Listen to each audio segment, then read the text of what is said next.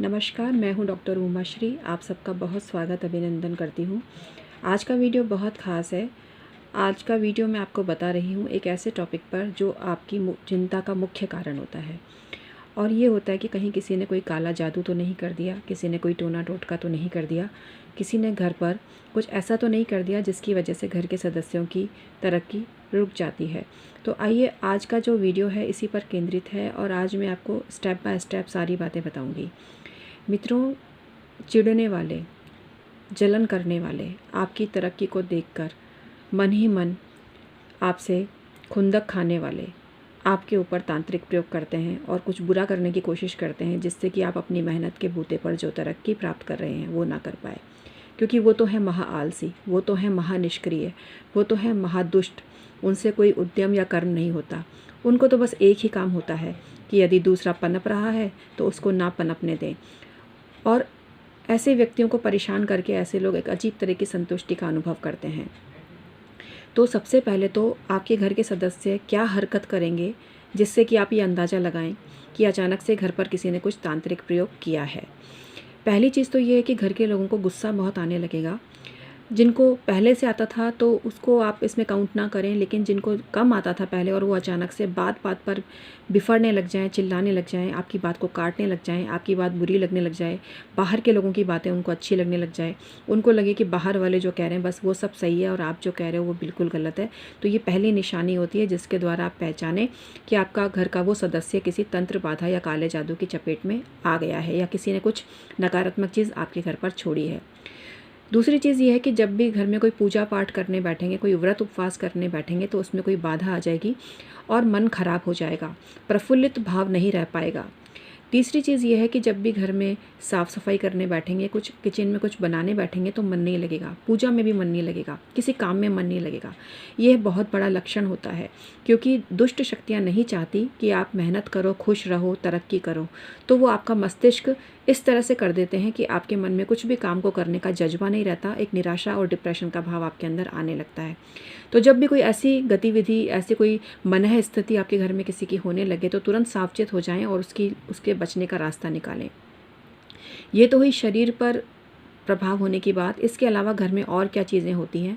घर में कोई हरा भरा पेड़ अचानक से सूख जाए, ऐसा पेड़ जिसमें बहुत फूल आते थे अब फूल ना आए और आते ही कली आते ही झड़ने लग जाए। इसके अलावा घर में जब भी दूध गर्म करें तो अक्सर दूध फट जाए। इसके अलावा घर में दीवारों पर दरार आने लग जाए।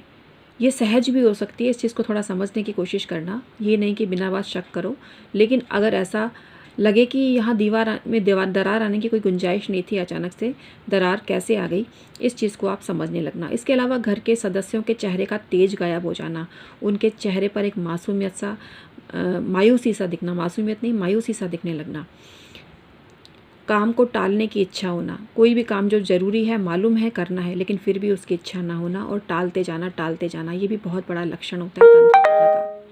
अब ये क्रियाएं किस तरह से की जाती हैं? खिला पिला कर की जाती हैं। प्रसाद के माध्यम से भी लोग बाज नहीं आते, पवित्र चीज़ों तक को नहीं छोड़ा दुष्ट लोगों ने, और प्रसाद में भी कुछ तांत्रिक क्रिया करके खिला देते हैं। इसके अलावा सबसे ज़्यादा जो चीज़ें खिलाई जाती हैं, पहली चीज़ है खीर। खीर में बहुत ज़्यादा प्रयोग किए जाते हैं। नींबू की शिकंजी, नींबू पर पहले तांत्रिक प्रयोग कर दिया, फिर उसकी शिकंजी बना के पिला दी, इस तरह से तांत्रिक प्रयोग किया जाता है। इसके अलावा चाय में भी मिलाकर चीज़ें तंत्र छोड़े जाते हैं। इसके अलावा सफ़ेद रंग की जो बर्फ़ी होती है, सबसे ज़्यादा इस पर प्रयोग करके खिलाई जाती है। तो इस तरह से कोई भी सफ़ेद चीज़ आपको बाहर किसी के भी द्वारा दी हुई नहीं खानी चाहिए। अब ये आपको ही तय करना पड़ेगा। कई बार लोग बहुत हितैषी, मीठे और बहुत शुभचिंतक बन के भी ये गंदे गंदे काम करते हैं। तो आपको ही अपनी सूझबूझ से इसका निपटारा करना पड़ेगा। और आप कह दो कि भाई हम बाहर कुछ भी नहीं खाते, बुरा लगता है तो लगता रहे। जो सच्चा होगा वो बुरा नहीं मानेगा, और जो बुरा मानेगा इसका मतलब उसकी नीयत ख़राब थी। इस चीज़ को आपको समझ लेना है। तो बाहर किसी के घर में भी कुछ भी खाना बंद कर दो अगर आपके घर में इस तरह की बातें होती हैं और प्रतिक्रिया होती हैं। इसका प्रभाव क्या पड़ता है?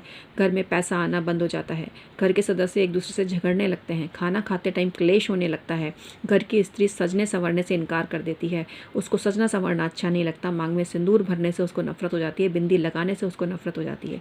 तो ये सारी हरकतें घर में होने लग जाती हैं, और इसका निपटारा किस तरह से करना है ये भी मैं अब आपको बताऊंगी। लोग पुतली पर भी क्रिया करते हैं, लोग सॉफ्ट टॉय के ज़रिए भी तांत्रिक प्रयोग करते हैं, कई तरह से प्रयोग होते हैं। तो कुल मिला के काला जादू चीज़ों के माध्यम से भी होता है। कुछ चीज़ें आपके घर में छोड़ देते हैं और कहीं की भी कोई नेगेटिव चीज़, कोई कील आपको कहीं दिखे, कोई इलायची आपको कहीं पड़ी हुई मिले, लौंग मिल जाए आपको, कहीं आपको राई के दाने, सरसों के दाने बिखरे हुए मिले, या कोई दोने के अंदर कोई नींबू रखा हुआ मिले, कोई सिंदूर मिले, तो समझ जाओ किसी ने कोई तांत्रिक क्रिया की है। इसका मैं बहुत ही आसान सा तरीका आपको बता रही हूँ। आपको इसके लिए क्या करना है कि ये आपको एक तो अपने मुख्य द्वार पे काले घोड़े की नाल लगानी है। इसके अलावा एक मुखौटा लगाना है नज़र बाधा सुरक्षा के लिए। आप एक खाली मटका भी अपने घर की छत पर उल्टा करके रख दें, एक चप्पल को आप लटका दें। ये सब काम आप कर सकते हैं। इसके अलावा कोई भी जो चीज़ आपको पड़ी हुई मिली है उसको डायरेक्ट हाथ से टच नहीं करना है। सबसे पहले उस पर पानी और गंगा जल डाल दीजिए। इसके बाद उसको किसी अखबार पर लेकर और फिर आप फेंकिए, डायरेक्ट हाथ से टच ना करें, और घर आकर स्नान कर लीजिए। इसके अलावा पूरे घर की आप धुलाई कर लीजिए।